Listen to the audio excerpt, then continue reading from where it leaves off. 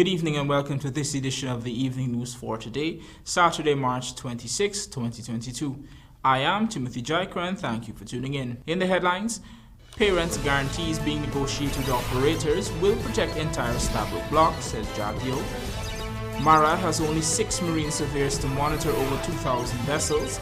Financial assistance for dialysis patients to be rolled out next week, says Dr. Anthony.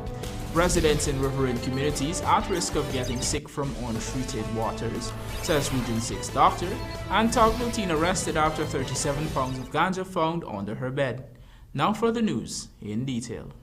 The parent guarantees that the Guyana government is currently negotiating with the co-ventures of the STABROEK bloc are just one of the several changes the People's Progressive Party Civic Administration is pursuing to strengthen the regulation of oil exploration activities offshore.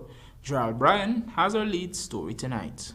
In a recent broadcast interview, Vice President JAGDEO responded to concerns persons have raised regarding insurance coverage in the STABROEK bloc. JAGDEO pointed out the myriad of ways the government has, in fact, ensured increased protection for Guyanese in the bloc. This includes parent guarantees currently being negotiated with the oil companies. Separately, not part of the permitting process for Yellowtail, but separately, we are working with the companies to secure a parent guarantee that will cover the entire STABROEK block, not Liza 1, Liza 2, Payara, or Yellowtail, but the entire STABROEK block. But that's a separate issue. The Vice President also assured that strong insurance provisions would be included in the Yellowtail permit. JAGDEO went on to list some improvements that were made to the permits for the Liza 1 and 2 developments. Some of the key elements that we got Exxon to commit to was a cradle-to-grave ownership and management of their waste. That was not in the 2 other permits. So any waste generated by this company, they couldn't give to their subcontractors and say, you deal with that. They have responsibility for it. That's massive change. We then dealt with treated water. How the water that gets used that gets pumped up, that the level of treatment that it has to undergo before it's released, we enhanced that. Thirdly, there was no tax for flaring. They said no flaring policy, but Exxon was flaring. We put in place a tax that has 2 components, a carbon component, one of the first in the world where a carbon tax is going on an oil company for flaring, and secondly, a loss of use fine. VP JAGDEO further pointed out that Exxon is already required to pay for every ton of emission they put out. Gerald Bryan, The Evening News. We now tell you that, with only 6 certified marine surveyors to monitor over 2,000 vessels and several thousands of fishermen, the Maritime Administration Department, MARAD, is now looking to boost its capacity. More in this report. This was revealed during a press conference hosted by the Public Works Ministry on Thursday to reveal the findings of a board of inquiry that was established to investigate the circumstances surrounding the February 19 disappearance of 3 fishermen who were working on board a Noble House Seafoods Limited trawler that capsized and sank. The probe has found that the trawler was not seaworthy, having not been examined by a certified inspector before heading out to sea. Additionally, it was unearthed that the captain of the vessel operated under a license that was not issued by MARAD, while him nor the other crew members had any safety training. In light of these findings, Minister Juan Edgel declared that there needs to be stronger regulatory framework for the fishing industry. So if we have 2,000 vessels, and each vessel carries between 3 to 5 persons, we have about 7,000 to 10,000 persons who go out in our waters fishing.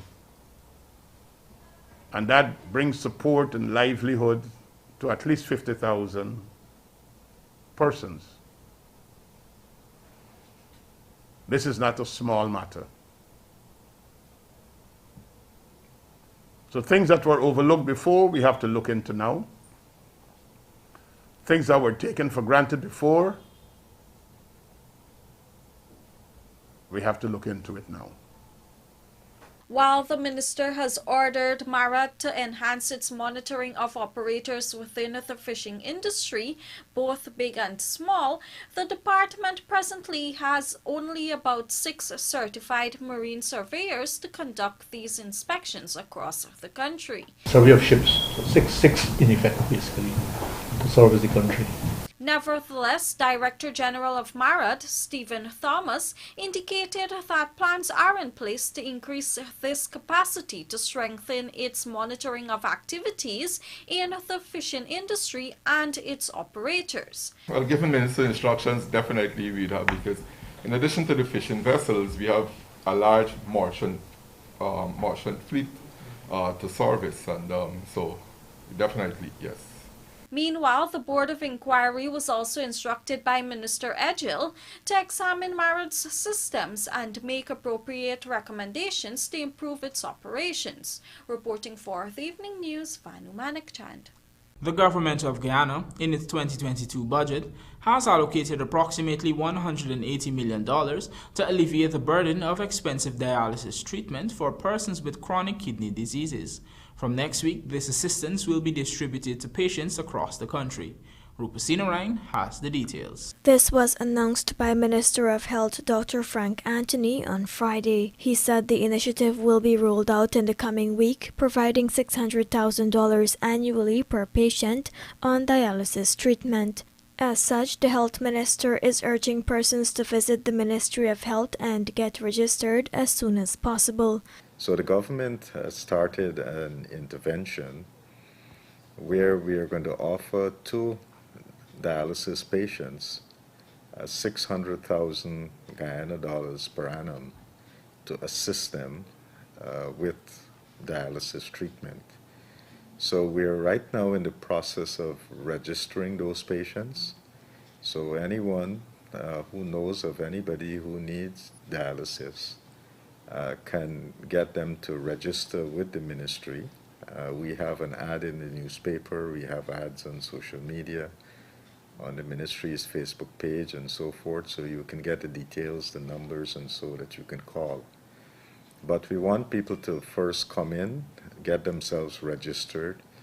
We, of course, would have to validate that that person is actually on dialysis.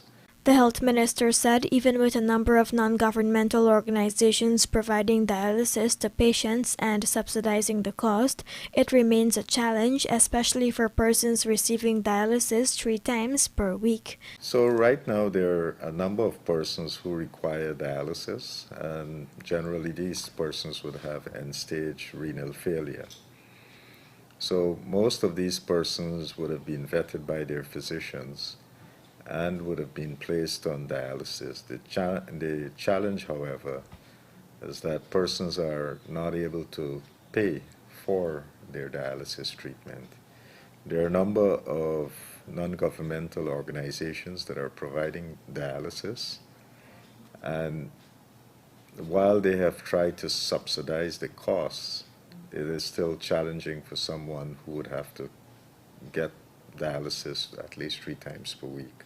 A medical document and the person's biodata will be required to confirm that they are on dialysis or are recommended for the treatment. Additional information can be accessed through advertisements in the newspapers, social media, and the Health Ministry's Facebook page.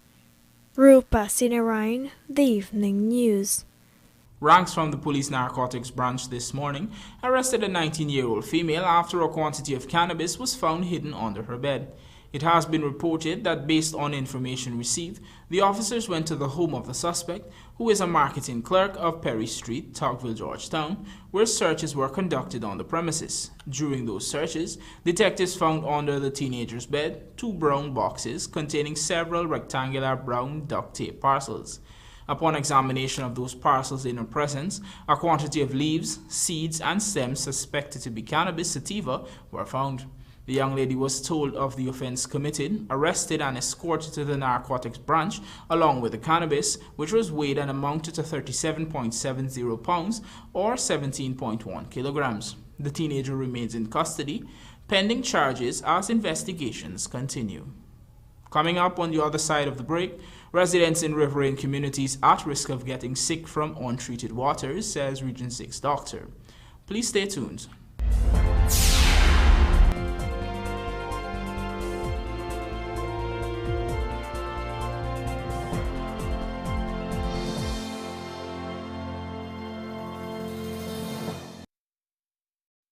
Looking to bring your dream home to reality or simply taking on a home improvement project? Then National Hardware Limited is where you should start.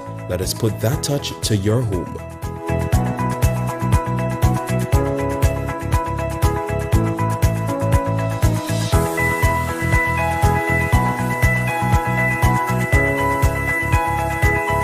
Choose from over 1,000 Berger Paint original hues for any surface.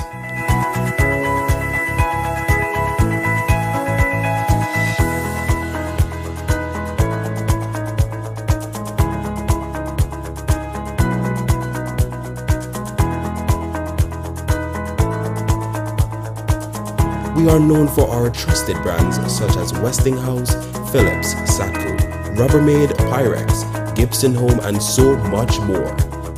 National Hardware Limited, your do-it-best store, located in downtown Georgetown and industrial site Rheinveld.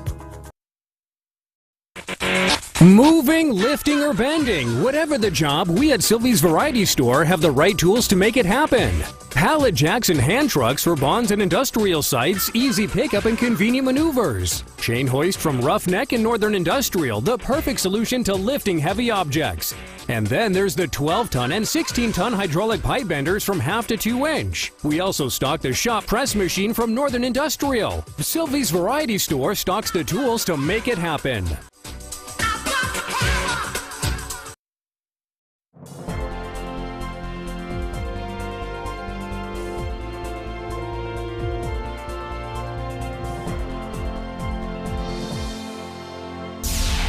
Welcome back. You're watching the evening news. Luana McAllister joins us now to report that the total number of inmates currently incarcerated in the various prison facilities across Guyana has recently hit 2,000, and according to Home Affairs Minister Robeson Ben, this is reflective of the Guyana Police Force's good work. Here are the details. The minister made this announcement at an event on Friday. I won't say anything about the judicial system on this matter, but either we are more lawless or we are catching those who are more lawless, or we are too slow perhaps in getting people out of prisons. With respect to the overall criminal justice system, Ben stated that the suggestion is that the overall general and personal modification of behavior at all levels is required. He said we would have to put a lot more effort in relation to the issue of changing our behaviors. That we have to put a lot of more effort in relation to the issue of changing our behavior so that the monetary, the financial responses to the overall criminal justice system would not be as great, and that we could put our monies to better use. Meanwhile, only Wednesday, Director of Prison Nicolon Elliott said the country's prison population is about 38% over capacity, a situation that remains a concern to the authorities. He said new facilities being built will accommodate 1,000 prisoners, and they will be housed in keeping with international requirements. As of November 2020, 1,884 persons were in Guyana's prisons. 39.5% were remanded prisoners, 2.8% were female prisoners, and 0.6% was juveniles. Foreign prisoners stood at 1.5%. For the evening news, Lawanda McAllister.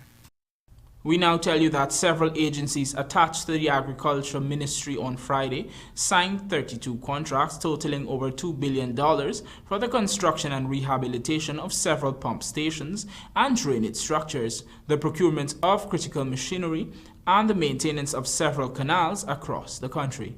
Rupasina Ryan reports. Out of the 32 contracts signed, the National Drainage and Irrigation Authority signed a $544.8 million contract for the construction of a pump station at Charity Region 2. NDIA also signed a $261 million contract with the same contractor for the rehabilitation of a pump station at Cozier on the Essequibo coast. Presently, there is only one pump in operation at the station. Upon completion, some 500 acres of cash crops and in excess of 2,500 acres of rice farms in the area will benefit from improved drainage. Works on the construction of a farm-to-market road on the right bank of the Maiconi Creek is also expected to complete this year with the signing of a $307 million contract. While speaking at the exercise, Agriculture Minister Zulfikar Mustafa said there is a direct link between the completion of these projects and the livelihoods of not only farmers but residents in these communities. We had a good result last year in terms of achieving our work program.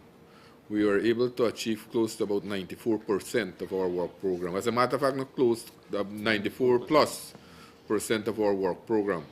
And that showed the kind of way we have been pushing this work program. And in the Ministry of Agriculture, we also have very critical program that people depends on.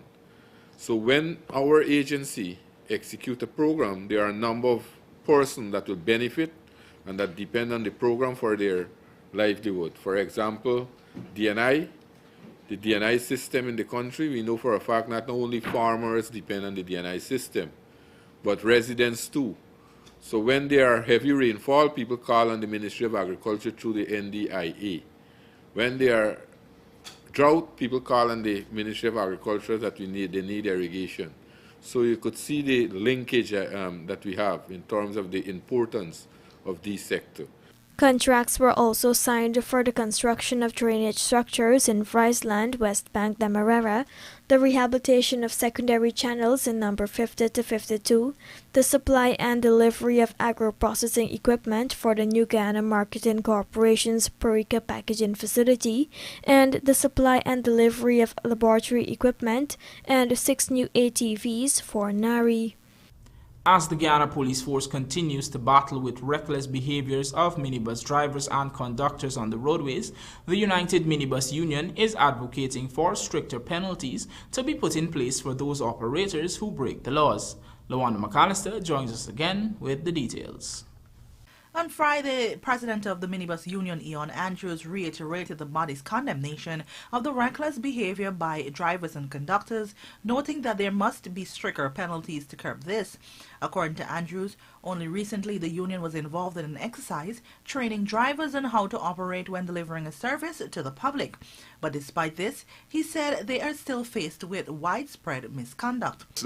But I must say that even though some persons have been trained, they violate, and they hope they're not caught, and we have said to the police, if you see any of our persons violating, lock them up. I have no compunction about that. Lock up these people. And the union is even advocating that the penalty should be more severe. This fine should be more severe because they're going to pay a fine and they come back a couple of minutes smiling in the park, It must be more punitive. He further called on the Minister of Home Affairs to work towards achieving such a mandate. Andrews said even though the union can educate their drivers, the police force has the power to enforce the rules. We can advise, we can do certain things, but I think, and I've seen it and I've said it before, where you have some young policemen who see people breaking the law and they turn their faces. Around the park, they may go into the park and lock up somebody who's in the line. And you got a hot plate out there. And when certain hot plate buses come in, they disappear till they pass. Then they go back, Or somebody get locked up, and within a couple of minutes, or they're taken to the station, and a couple of minutes they come back. So something is definitely wrong. The union's president said in such cases, persons are afraid to report such incidents, knowing the relationships the police have with some civilians. They could be identified as snitches, and I've known many times where persons go and report something to the police, and a couple of minutes after, they Man come and say the police, I know it's who think us, me people tell me it's you. This kind of thing, it's a dangerous thing. Meanwhile, Home Affairs Minister Robinson Ben, who was present at the event, said he is in full support of the increase in fines and will be working with the police on such issues. So that's a discussion at the policy level we'll have to engage in and to arrive at a position. But personally, I'm supportive of an increase in fines. For the evening news, Lawanda McAllister. Residents of riverine communities who use untreated waters from the rivers are at risk of contracting infections, which may require advanced medical treatment that is not available at their health centers. Find out more in the Andrew Carmichael report. Dr. Diane Thomas, attached to the Public Health Department in Region 6, East Berbice Quarantine, says persons living in riverine communities need to take precautions when it comes to the water they use. If not, they can become seriously ill. Her statement comes on the heels of a medical outreach to Baracara, a riverine community in the Kanji River. 25% of the persons seen during that outreach were children suffering from vomiting and diarrhea, which Dr. Thomas attributes to the use of the river water for drinking purposes. In the community, because there is not proper water, they use the creek water, it is common for them to have vomiting. So for today, we had most children with vomiting and diarrhea. Is that something that is common in riverine areas? Yes, with the rainy season, it can be common, along with skin rash. In many riverine communities, there is no potable water available, and the river is the source of water for both drinking and cooking. Some advise that for drinking purposes, the water is boiled first, but this practice is mainly adhered to when preparing water for babies. Dr. Thomas says there are more economic and faster ways to treat water. I would advise them how they have to use the river water. They can treat it, they could put bleach, or they can even boil it before using it for cooking or any household use. Could this only affect children? Could adults be affected by using? Adults also. We had few adults came with vomiting also. So it could be from the water. The public health doctor says persons in all riverine communities are at risk. She expressed concern that not only children at Baracara, but adults have fallen ill. Yes, I am very concerned, but because of the location, that is why we are having these outreaches, because if we did not come to these people, then treatment would have been very difficult for them. It is very hard for them to go out to New Amsterdam. So it is something that we try to do. How serious can it get? It can get really serious. From the vomiting and the diarrhea can become dehydrated. You would need intravenous fluids like saline to get better with other treatment. The remote health centers, are they equipped to provide that? Yes, but we have just community health workers here, so there is not a permanent doctor or medics here. So, but the nurses can administer. Andrew Carmichael, The Evening News. Residents of communities along the Upper Quarantine today took advantage of an outreach held by the General Register Office. Our Berbice correspondent Andrew Carmichael reports that many persons are trying to have their source documents to be able to participate in ongoing registration process being conducted by the Guyana Elections Commission. Here's more.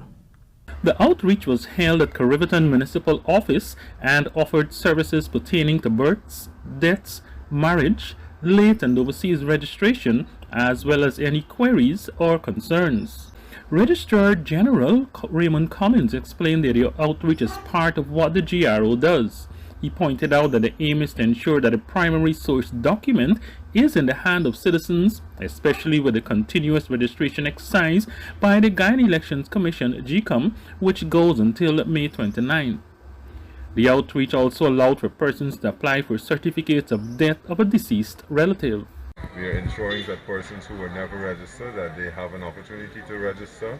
We are taking them through the process, and if you look around, you'll realize that we now have our database mobile, which means that we can check what is in our system while we move around. So we can check to see who needs to do a late registration or who maybe just had the incorrect information on their application form, so we could get that sorted out. The evening news caught up with the residents. Some referred to the GRO team as being a quick response team, saying that the process was smooth and efficient. One of those who went for assistance was 52-year-old Ramdeen Kissoon of Line Path. Tell me why you come here.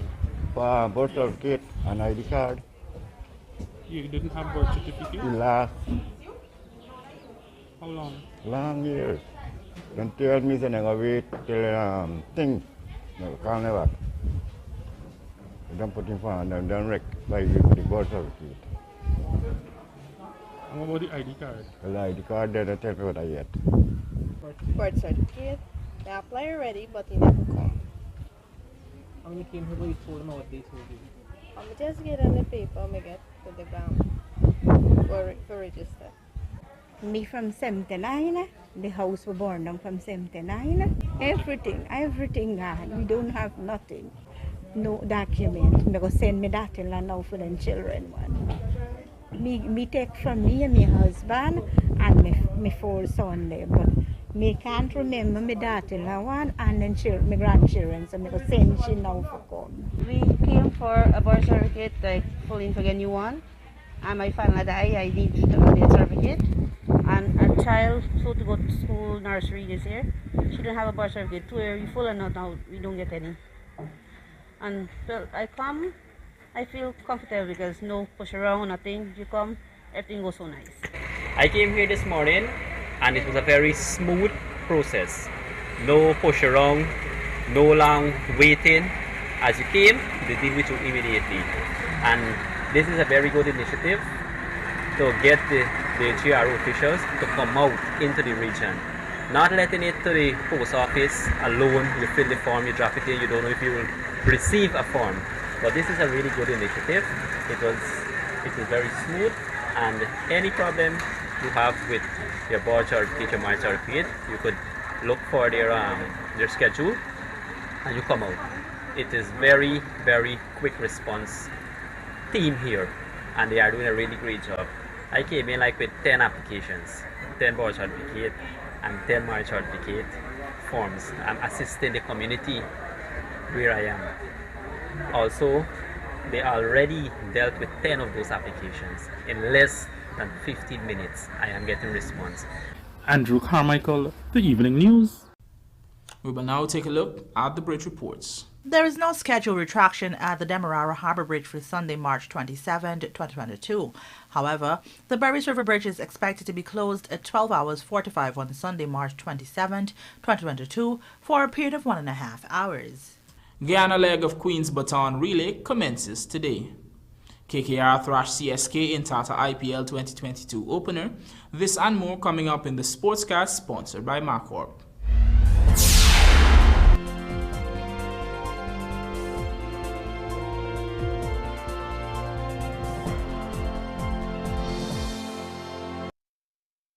Over the years, ISG has been providing all sectors across Guyana with quality products and outstanding customer service. Proud distributor of NP and Ultra lubricants, engineered for tropical conditions. International trucks and parts, leading the change. SEM Machinery, a Caterpillar brand. SKF bearings and mounted products. Napa batteries. Tide power generators. Discover the greatest source of power. Industrial Supply of Guyana Inc. The best opportunity to make the right choice.